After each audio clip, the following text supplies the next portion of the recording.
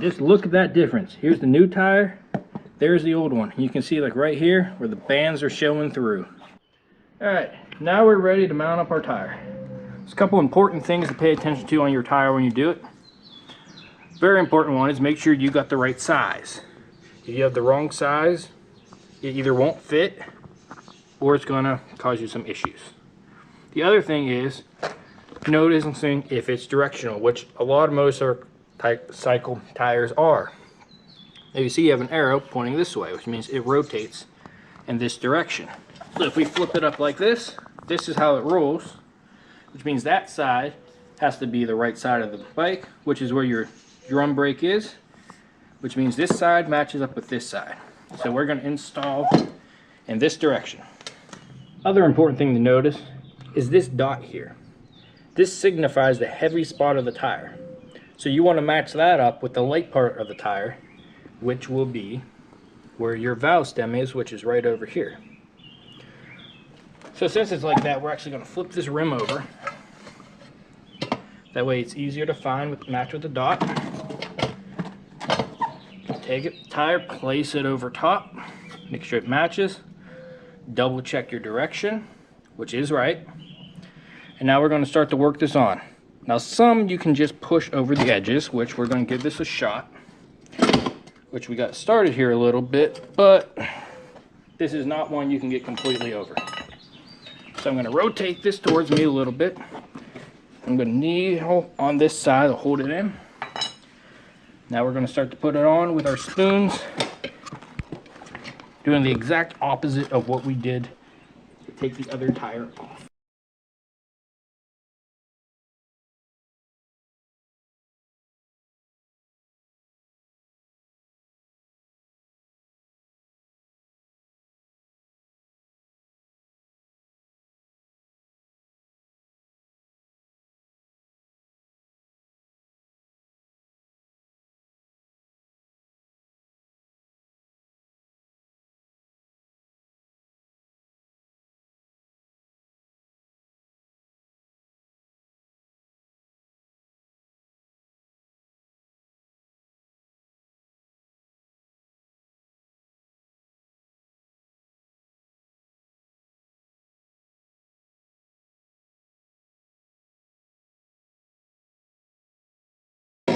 And there's one side. That first side is on. And one thing I didn't talk about before we put the tire on here is in these spoke wheels you need to check this spoke protector here. Now what this does here is, as you can see, it covers up the tops of the spoke. Now if those were exposed, they would go and they would rub against your tube, and over time you'll get a hole in it and you got a leak. Alright, our next step is going to be to take the tube and put it in the tire. Now the first thing you want to do is put a little air into it, just to the point where it's not flat. This is not full inflation time.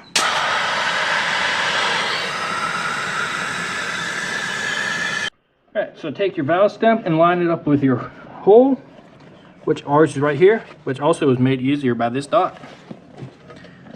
You're just going to take the tube carefully and start to put her inside, making sure you are not folding it.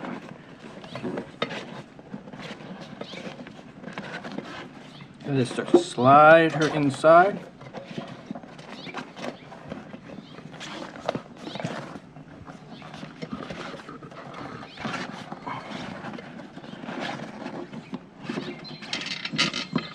After you get a little started, you're going to go and you're going to insert the valve stem through the valve stem hole.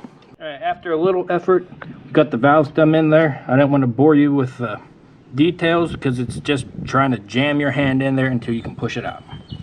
So now we're just going to get the rest of this tube in here. That way we can get ready to set the rest of our bead.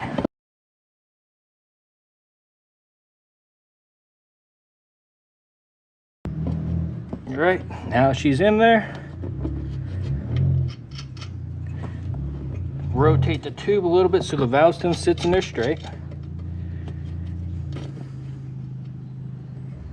And then just tighten the nut down by hand.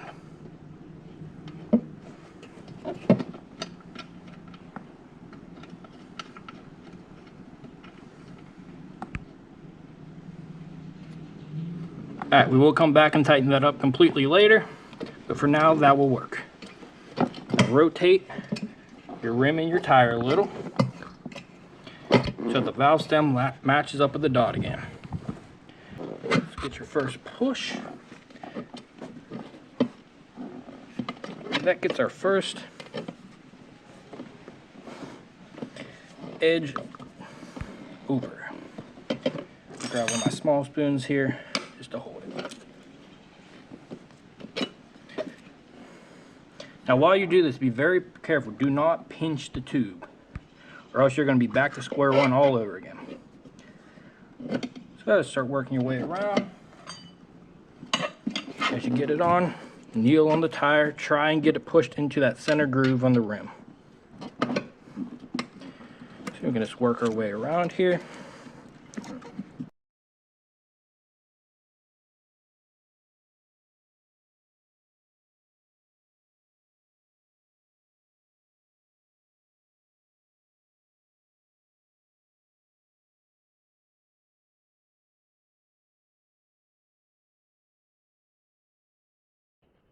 And now one thing you can do if it gets real difficult like that, and usually isn't a bad idea to do to start with, lubricate the bead. All we used was just some soapy water. So we got a little bit more there. And she had slid down into the center a little better. I think she started her way back up again though.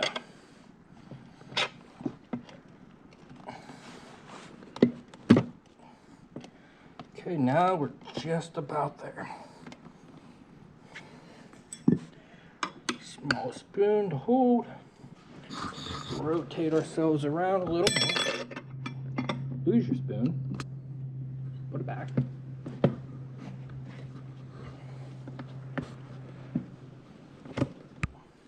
we go. Let's see if we can get the bigger one back out.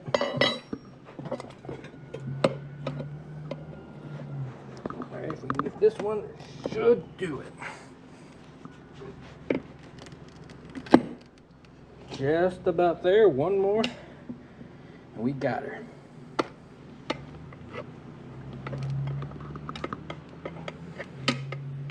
Okay, let's try the flat edge.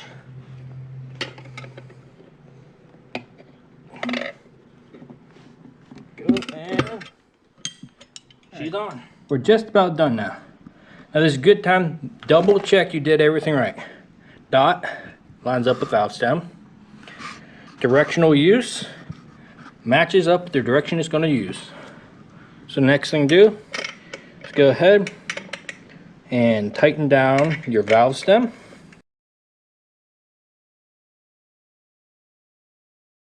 So then the next thing to do, take your valve core and put it back in your tire. Now if you happen to have an air compressor that does not require that your valve stem be in there to air up your tire, this next step will be easier if you leave it out. Mine does not, however, so it has to go back in. Alright, our next step is going to be to get this bead set. To do that, you're going to need air pressure. So take your air compressor and just put it on there and try and get that bead set.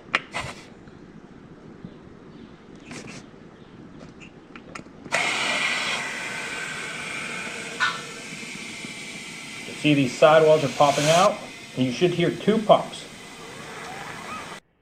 Alright, so this bead's set. So a way you can tell is there is a line they put right along the bead.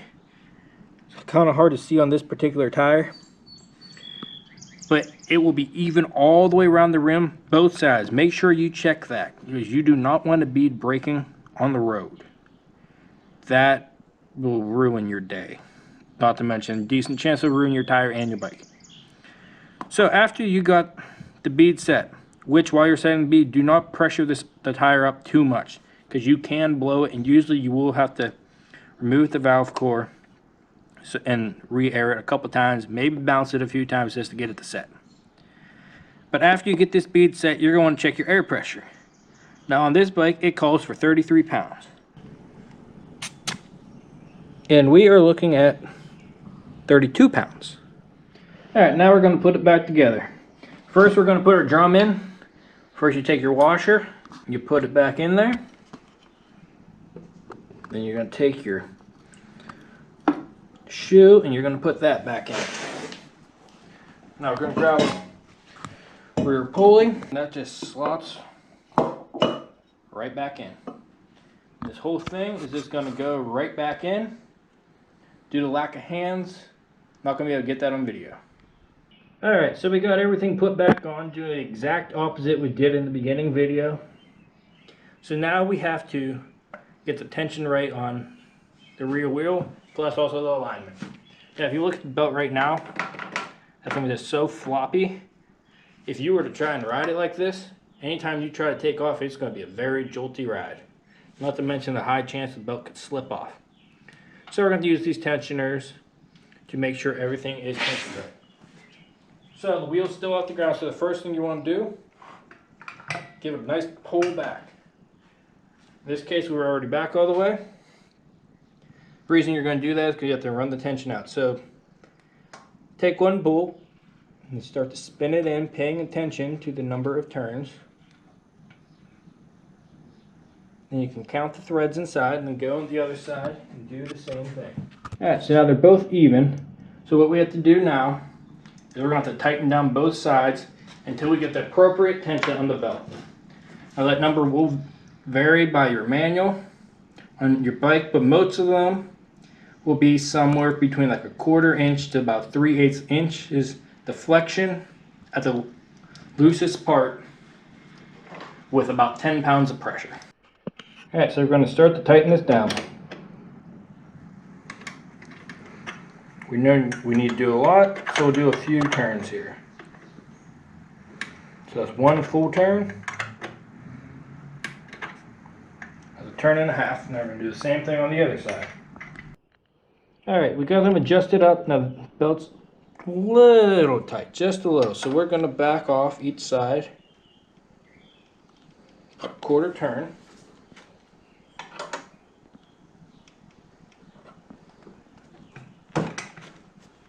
Check it. That feels a little better. So now we're just going to take our jam nuts, going to run them down on both sides, and we're just going to tighten them down to lock our position into place.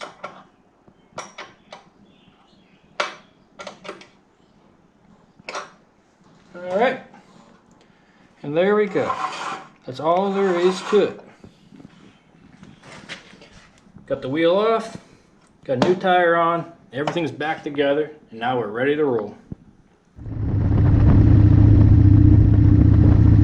Some last tips to consider before we finish. New tires are slick compared to old tires. The surface is still smooth, and sometimes there is still some of the casting residue left on the tire. So you need to get these tires scrubbed in before you go and just start scraping your pegs through the corners. So, general rule of thumb is about 100 miles to scrubbing your tire. Another thing you can do to help it out a little bit, if you go out into a parking lot, just start making smaller and smaller circles until you're at the tightest turn possible, and then go and turn and do it the complete other way. You can also do figure eights. Last thing you need to consider is you just change your tire. In this case it's a tube. Watch your tire pressure for a few days, make sure there's not any leaks in there. The same will go if you have a tubeless tire, just to make sure everything is still fine the way it should be. And also, since you took your wheels all apart, make sure you don't hear or feel anything weird while you're riding. I would pay a lot more attention to that than you normally do, just to make sure you don't get into any trouble. This has been Ramblin' Chris, helping a buddy ramble on.